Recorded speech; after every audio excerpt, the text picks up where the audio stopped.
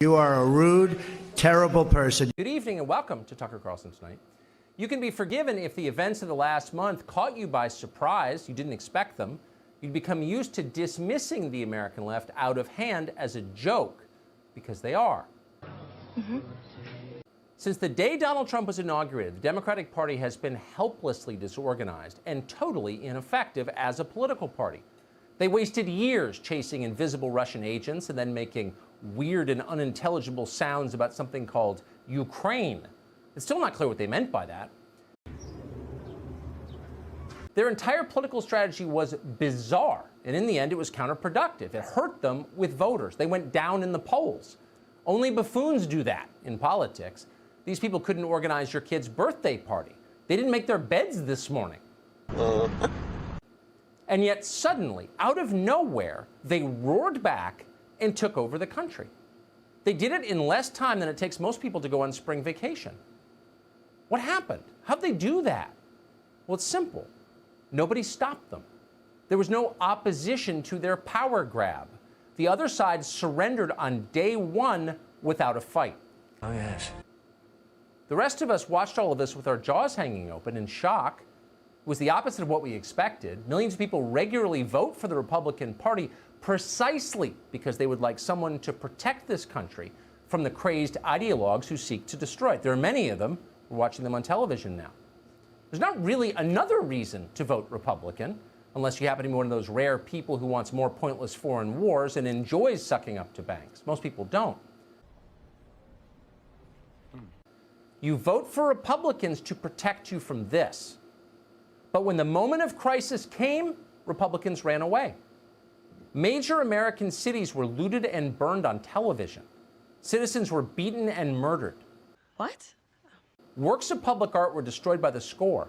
America's history, those shared experiences that bind us together as a nation, was plundered and completely rewritten by illiterate vandals. Everywhere as they watched, Americans were afraid. Afraid not simply for their safety, but afraid for their jobs, their reputations, afraid for their families. Many Americans were fired abruptly in the middle of a severe recession, doomed to ruin, for nothing. For saying the wrong thing, looking the wrong way, liking the wrong tweet. That happened. It's happening now. Some of the accused were so terrified they denounced their own families, wife, brother, daughter. In the end, they were destroyed anyway, because that's what happens in purges. You're destroyed anyway. Most Americans assume they would never live to see a moment like this, but they have. It's still going on. And the question that hangs in the air is, where are our protectors? At the height of the riots, the president of the Heritage Foundation, that's the nation's single largest conservative think tank, it has consumed billions of donor dollars. The president of Heritage wrote an op-ed accusing America of being irredeemably racist. Her name is Kay Cole James. You probably have sent her money. What? As America burned, Kay Cole James, president of the Heritage Foundation, piled on. And she wasn't alone in that. So many on the right did exactly the same thing. Meanwhile, they did nothing. They didn't lift a finger to help the people they had promised, they had pledged to protect, their voters and their donors. Instead, they did everything possible to accommodate the demands of the people tormenting them, the rioters, and the people who back the rioters. Congressional Republicans decided to make reining in law enforcement their top legislative priority. They blamed the cops. They didn't blame the rioters, they blamed the cops. Then Republicans bragged about springing more criminals from jail, the last thing we needed. In the state of Iowa, the Republican governor announced that she was giving felons the vote by executive order, not even waiting for the election, just doing it, signing it. A what? Meanwhile, almost everywhere, ordinary Americans came under attack for the color of their skin. Acts of actual racism, where people were being hurt for their race, something they can't control, something they were born with. And yet no Republicans rose to defend them. Republicans refused even to defend the principle of equality under the law, the foundation of this country, the most important thing we have.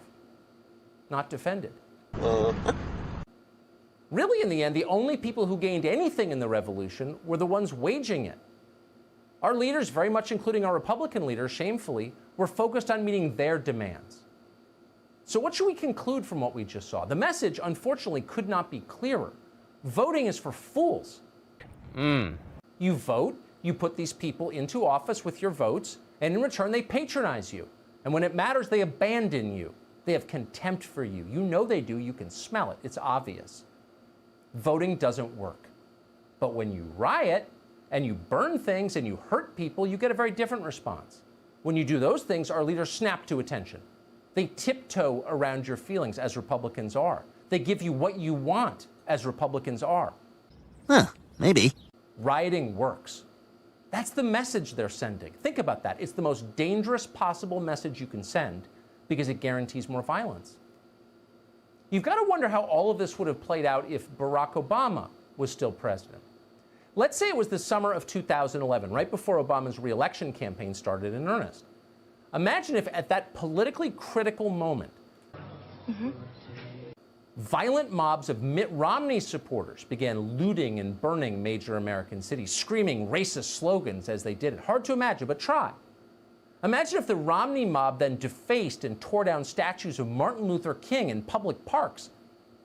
Imagine if every street sign in America identifying a Martin Luther King boulevard was suddenly ripped to the ground and defaced with graffiti. What? Most Americans would find that appalling and disgusting. We certainly would. But let's say the mob kept doing it because nobody stopped them. Imagine if the people who planned to vote for Barack Obama in the fall knew they couldn't admit that in public. If citizens wearing Obama hats were physically assaulted, punched in the face, thrown to the sidewalk, and kicked. What? Imagine if anyone who spoke out against the mobs or showed support for Obama's campaign was censored or deplatformed by tech monopolies that operated at the pleasure of federal regulators. Imagine if those same monopolies censored President Obama himself. So ask yourself sincerely, if all of that happened, how do you think Barack Obama would have responded? By tweeting angry things? By effectively apologizing to the mob, meeting their demands for, quote, reform, and then declaring a new national holiday at their request? No, probably not. It's hard to imagine Barack Obama doing that. It's hard to imagine him complaining that as president of the United States, he didn't have the power to stop political violence, or preserve the integrity of an election, or protect free speech, or public art, or the nation's history itself. No, that would not happen. Instead, within about 10 minutes, you would see the Obama Justice Department indict every single person involved on federal conspiracy and civil rights charges. You would watch as SEAL Team 6 reclaimed downtown Seattle. You'd see airborne units drop from the sky into Atlanta, Minneapolis, and Portland. You would see whatever it took to stop the chaos. That revolution would not last long. Huh, maybe. Say what you will about Barack Obama, and we do. But he never doubted he had the constitutional authority to act, and he did act. Obama knew a threat when he saw one. Our Republican leaders don't believe they have the authority. They don't believe they're legitimate. They don't see the threat. They don't want to see the threat because they know they can't face the mob. They know they're too weak. And so they offer trinkets and hope the mob will go away, but it won't. Mobs can't be sated. Oh, yes. We thought Republicans understood that. That's why we supported them. But crisis has revealed the truth. Now we know who they are. It could not be clearer, and now it's time to find new leaders. I think I'll pass. Okay, all right. Topics under discussion, of course, the riots in the Pacific Northwest and around the country, foreign policy, Russia, China, North Korea, pipelines, all compelling, all things that are covered widely in the news. But at the same time in this country, there are a lot of things that don't get a lot of coverage. At this moment, the most compelling voice against abortion and Planned Parenthood is not a Republican. The most widely heard Christian evangelist in America is not ordained.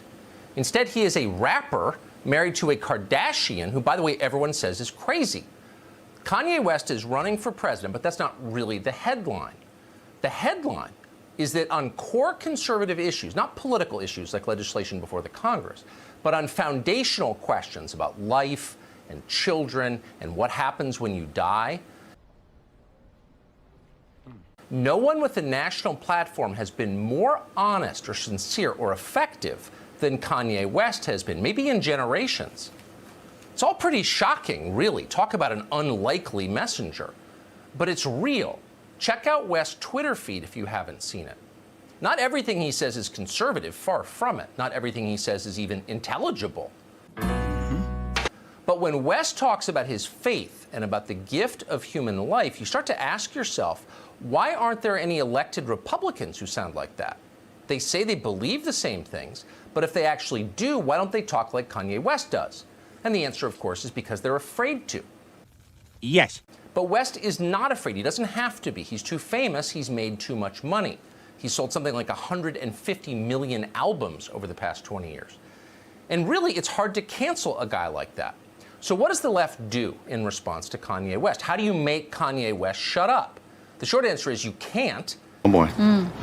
So you work to discredit him. You go ad hominem. You ignore what he's saying. You attack him as a person. You don't engage with his ideas. You know you would lose if you tried that. So instead, you try to keep people from listening to him. It's an easier job when you're dealing with less famous people. Thanks to our centrally controlled internet, the left can usually silence dissent in an instant with the press of a button. What? But with prominent wrong thinkers like Kanye West, censorship requires a finer touch, more artistic flair. When the author J.K. Rowling had the gall to note that biological sex is a physical reality, not just a state of mind, Google couldn't simply wipe her off the internet. She's J.K. Rowling. She created Harry Potter. So the left had to destroy her more methodically. One British news site compared Rowling to the anti-Semite Richard Wagner and then dismissed her as, quote, deeply unpleasant. So multiply that attack by hundreds of stories, and over time they are confident, and maybe they're right, that no one will ever listen to J.K. Rowling again. In Kanye West's case, they decided to attack him as mentally ill. You hear that a lot now, but it's a relatively new tactic. It was just a little over 4 years ago that CNN published a piece about Kanye West. They highlighted his most famous moments, like the time he interrupted Taylor Swift at the MTV Video Music Awards. CNN described all these incidents as, quote, controversial. But there was no mention of Kanye West being a danger to himself, much less mentally ill. No, just controversial, not a problem. And then West appeared to say something positive about Donald Trump, and everything changed in an instant. Kanye West became a babbling lunatic, the kind of guy who pulls imaginary insects out of the air and soils his own pants. A total nutcase. Watch. Kanye West's event on Sunday, and you saw, Right. At least I saw a man clearly in trouble. We met David Bowen, a Democratic state representative, earlier this summer. Bowen telling CNN, it's sad to see a popular music artist like Kanye be used as a pawn to trick his own people and fans. So new questions this morning about Kanye West's mental health after this tweet storm and so-called campaign rally. You see that ignorance and asinine thought and behavior it has been something that's risen to the top. Whether a clearly vulnerable Mr. West is being used to try to siphon votes away from Joe Biden. They're sad. They're concerned. He's in trouble. Oh, it's all so fake. The feigned concern, the oily fake empathy. Kanye is vulnerable, right? These people are actually worried, but they're not worried about Kanye West or his family. They don't care about them. They're worried about the threat that West poses to Democratic Party orthodoxy and therefore to their power. They don't say that out loud. They're liars. So instead, they continue to play the role of psychiatric nurse. Here's the guy whose job it is to get drunk on camera on New Year's Eve, letting Kanye West know that he's embarrassing himself and his dead mother.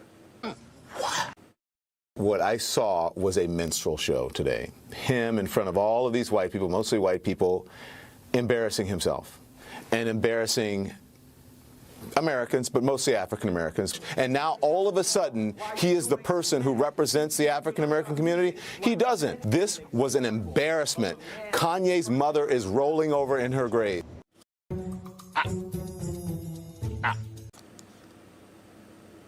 He's defiling the memory of his mother. Sad. You'll notice that this group of cable news mental health experts may be deeply concerned about Kanye West, and yet for all of their apparent medical training, somehow they don't appear to notice that Joe Biden can no longer speak English. Joe's fine. He's not embarrassing anyone. Kanye West, by contrast, is deeply embarrassing to them, mostly because he's embarrassing to the Democratic Party. Here is someone who should be a Democrat calling out the most absurd lie that party tells. We care about black lives. That's why we want more abortion clinics in black neighborhoods. That's their position. It is insultingly stupid, and anyone who thinks about it knows that. When you love your kids, you want them to grow up and have children of their own. It's the main thing you want. Yes. But if your most consistent message to your children was, please end your pregnancy, they might start to wonder how you really felt about them. And Kanye West has started to wonder about that and things like that.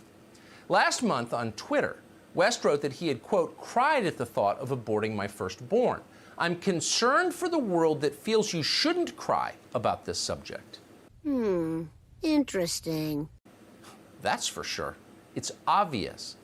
But when Kanye West says it, people might actually listen to him. And that's a massive problem for the left. Here he is last month. My mom saved my life. My dad wanted to abort me. My mom saved my life. There would have been no Kanye West because my dad was too busy. What?